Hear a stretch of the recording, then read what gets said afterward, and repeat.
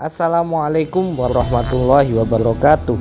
Perkenalkan, kami dari kelompok 1 mata kuliah Hinduisme yang beranggotakan Zahwa Berliana, Nurmartio Setiorini, Hamdan Sukron, serta Husnul Hidayatun Nur Aini yang akan mempresentasikan seputar Weda, Upanishad, Bhagavad Gita, serta Pancasarada. Yang pertama yakni Kitab Suci Weda. Pengertian: Weda merupakan kitab suci agama Hindu yang berisi kumpulan sastra kuno dari zaman India kuno. Turunnya Weda berkaitan dengan zaman Weda dalam fase perkembangan agama Hindu. Weda merupakan sastra tertua yang ada dalam peradaban manusia yang masih ada hingga kini. Kata Weda sendiri berasal dari bahasa Sanskerta, yaitu Vid, yang maknanya adalah mengetahui. Secara keseluruhan, Weda dapat diartikan sebagai pengetahuan suci dari Sang Hyang Widiwasa. Zaman Weda dimulai saat datangnya bangsa Arya yang berasal dari Austria, Hungaria, serta Babilonia ke India, tepatnya di lembah Sungai Indus. Namun, sebelum sampai di India, tepatnya di Selat Bosporus, mereka terpisah. Bangsa Arya yang membawa kebudayaan Weda melanjutkan perjalanan ke arah India, sedangkan kelompok lainnya menuju Iran dengan membawa kebudayaan Avesta. Oleh karena itu, terdapat kemiripan sejumlah kata dalam kitab Weda dan kitab Avesta. Selanjutnya yakni bagian Weda. Ketika sudah mengenal tulisan, wahyu dari Sang Hyang Widiwasa kemudian disusun dan dibukukan. Tokoh yang mengumpulkan sebagai karya para resi dari masa sebelumnya dan membukukannya menjadi Weda adalah Maharsi Vyasa. Selain dikenal sebagai penulis kitab Weda, Maharsi Vyasa juga membagi isinya. Dalam hal ini, ia dibantu oleh 4 muridnya, yakni Pulaha, Jaimin, Samanto, dan Vesampayana. Kitab Weda ditulis dengan bahasa Sanskerta yang hanya dipahami oleh kaum Brahmana atau kaum agamawan. Nah, berikut ini 4 bagian utama Weda atau Catur Weda. Yang pertama ada Rig Weda, salah satu bagian dari kitab Weda yang berisi syair pujian kepada dewa, yakni Rig Weda. Mantra-mantra dalam bentuk-bentuk pujian tersebut digunakan untuk mengundang dewa supaya hadir dalam upacara keagamaan. Selanjutnya ada Samaweda. Isi yang dimuat dalam Samaweda tidak berbeda jauh dengan Rig Weda, yakni berupa pujian-pujian. Nah, perbedaannya adalah pujian di Samaweda ini dilantunkan dalam lagu. Yang ketiga ada Yajur Weda. Bagian dari Weda yang berisi doa untuk mengantar sesaji para dewa adalah Yajur Weda. Isi dari Yajur Weda berupa yajus atau rapal yang digunakan untuk mengubah kurban yang menjadi makanan dewa. Melalui rapal Yajur Weda, makanan yang dikurbankan akan pindah ke alam kedewataan dan dihubungkan dengan dewa. Selanjutnya ada Atarna Weda. Nah, kitab ini mengandung makna mantra sakti dan ilmu gaib. Mantra itu digunakan untuk mendoakan mereka yang sedang sakit dan untuk menolak bahaya. Konsep Weda. Kitab suci Weda mengandung konsep tentang penciptaan yang bersifat tradisional. Salah satunya terkait penciptaan melalui pemisalan tumbuhan. Dalam Weda, tahapan penciptaan tumbuhan disebut sebagai jaringan indera, yakni jaringan yang berbentuk cahaya yang tidak terbatas dan menjadi benang kehidupan yang terhubung secara terus-menerus. Kehadirannya seperti gelombang cahaya yang dapat menghilang dan muncul kembali. Jalinan benang kehidupan inilah yang menjadi lebih stabil seiring berlalunya waktu, sehingga menghasilkan cahaya yang mengalir. Aliran cahaya inilah yang kemudian membentuk pohon. Selanjutnya adalah kitab Upanishad. Kitab yang tak terpisahkan dari kitab Veda, karena di dalam kitab suci Veda juga terdapat Upanishad di dalamnya.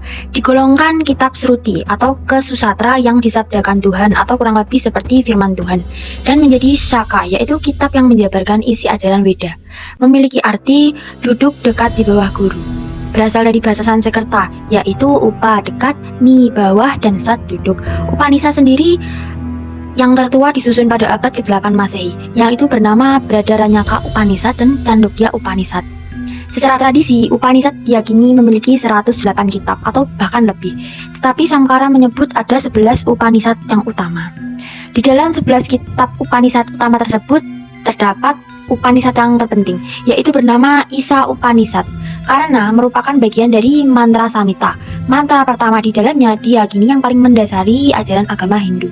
Isi pokok kitab Upanishad semuanya memiliki isi yang hampir sama, hanya berbeda pada penggunaan sudut pandang dan analoginya. Secara garis besar, kitab Upanishad memiliki 6 isi, yaitu yang pertama, 1 tentang Brahman. Brahman sendiri dapat diartikan yang memiliki kekuasaan yang di dalam atau imanen dan di luar ciptaannya atau transenden. Ia maha ada dan berada di mana-mana, tak terbatasi oleh apapun. Ia tidak bertempat, bukan menyepi di suatu tempat, atau dapat digambarkan sebagai seseorang raja, bukanlah seperti itu.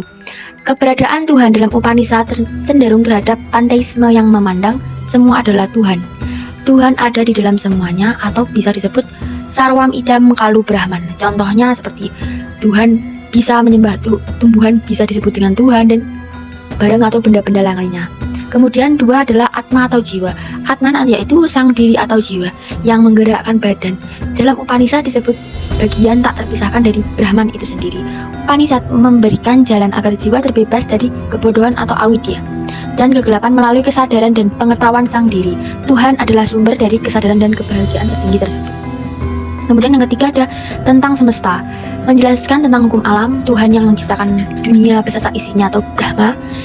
Yang memelihara itu ada Wisnu, dan yang mengembalikan ke asalnya ada Shiva. Dengan itu menurutnya semesta memiliki evolusi yang tidak bersifat jasmaniah atau fisik, tetapi digambarkan bersifat evolusi rohaniah.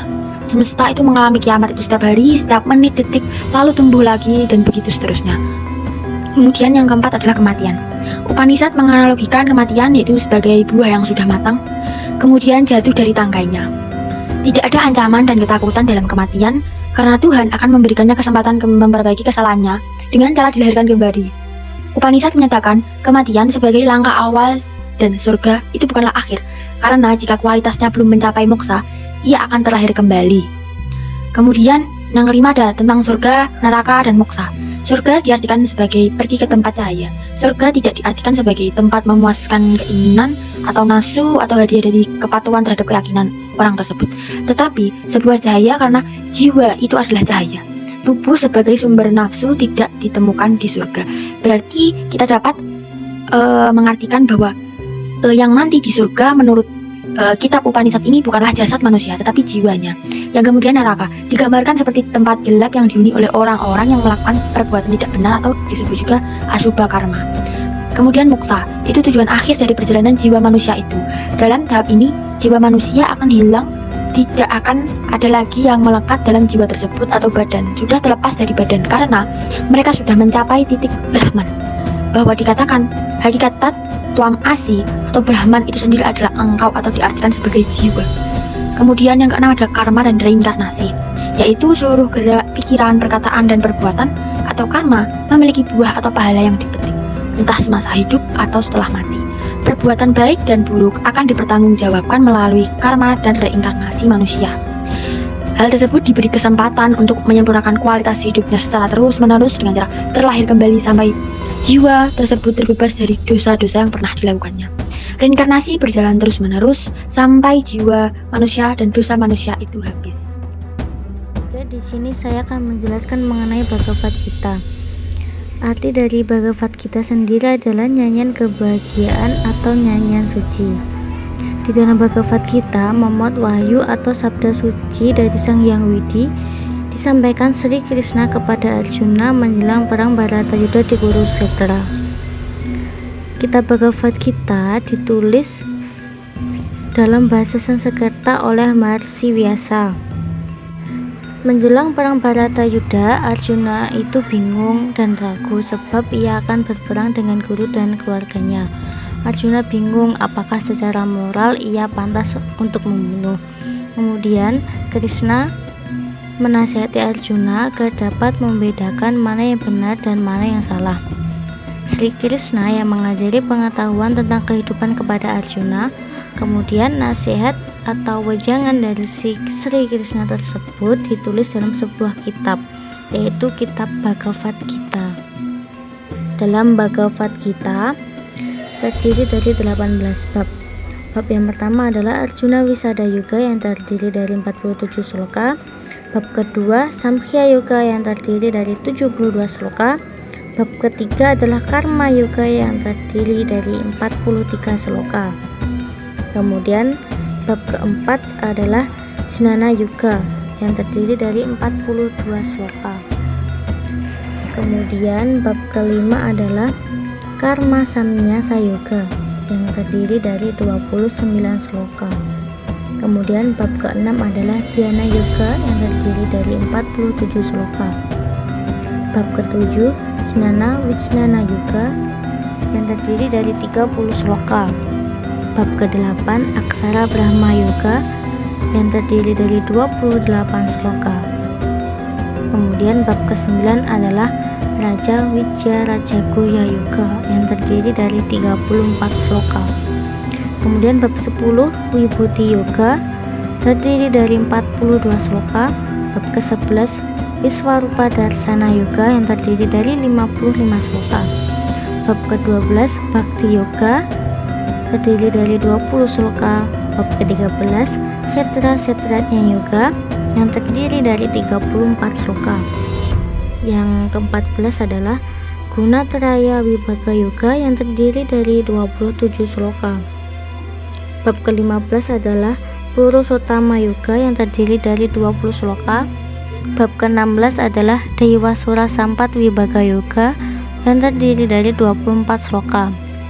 Bab ke-17 Sraddha Traya Vibhaga Yoga yang terdiri dari 28 sloka, dan yang terakhir adalah bab ke-18 yaitu Moksa Samnyasa Yoga yang terdiri dari 78 sloka. Ajaran ini atau ajaran Bhagavad Gita diajarkan berulang-ulang dari zaman ke zaman apabila dunia mengalami kegelapan, di mana manusia melupakan dharma sedangkan adharma merajalela di dunia.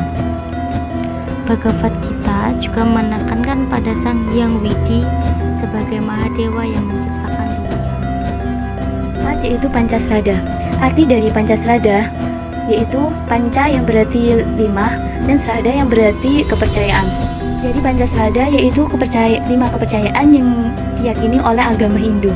5 pokok ajaran agama tersebut yaitu yang pertama percaya akan adanya Brahman atau Sang Hyang Widi, yaitu percaya akan adanya Atman.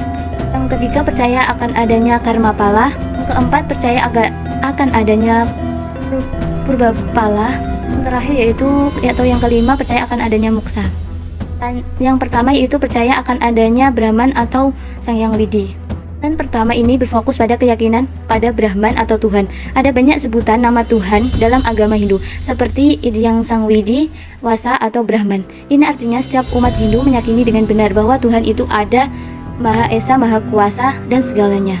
Yaitu meyakini akan adanya Atman. Atman itu kerap disebut dengan roh suci. Umat Hindu meyakini pula bahwa keberadaan jiwa Atman membuat manusia bisa hidup. Atman diyakini memiliki sifat kekal dan sempurna. Yaitu percaya akan adanya karma pala. Keyakinan dasar ketiga dalam ajaran agama Hindu adalah keberadaan dari karma pala. Kata karma sendiri memiliki arti perilaku atau perbuatan, sementara pala artinya hasil yang didapat. Jadi jika dijelaskan secara singkat, karma pala ini artinya hasil yang dapat dari perbuatan yang dilakukan. Sebenarnya, umat Hindu sangat percaya dengan adanya hukum sebab akibat dan dalam kehidupan sehari-hari.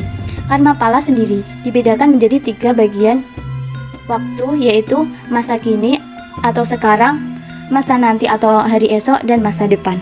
Yaitu percaya akan adanya punarbawa. Ajaran keyakinan yang keempat dalam Pancasrada ini adalah percaya dengan adanya reinkarnasi, penjelmaan kembali atau kelahiran kembali. Dalam agama Hindu dikenal dengan istilah punarbawa yang artinya kelahiran berulang-ulang. Umat Hindu percaya setiap roh akan kembali lagi ke Tuhan dan harus dalam keadaan yang suci. Yang kelima atau yang terakhir yaitu percaya akan adanya moksa. Keyakinan yang terakhir ini adalah meyakini dan percaya dengan moksa, yaitu bersatunya Brahman dengan Atman. Bukan tanpa alasan, tujuan tertinggi dalam agama Hindu adalah bisa mencapai Jagdita dan moksa. Secara sederhananya, masyarakat Hindu percaya bahwa adanya Pancasrada akan membuat mereka lebih mengetahui mana hal yang baik dan buruk. Apa yang dilakukan saat ini akan memberikan hasil yang setimpal nantinya. Setiap keyakinan karma pala. Baik, terima kasih. Itulah presentasi dari kelompok kami. Bila ada salah kata, kurang lebihnya Mohon maaf sebesar-besarnya. Wabillahi taufiq wal hidayah. Wassalamualaikum warahmatullahi wabarakatuh.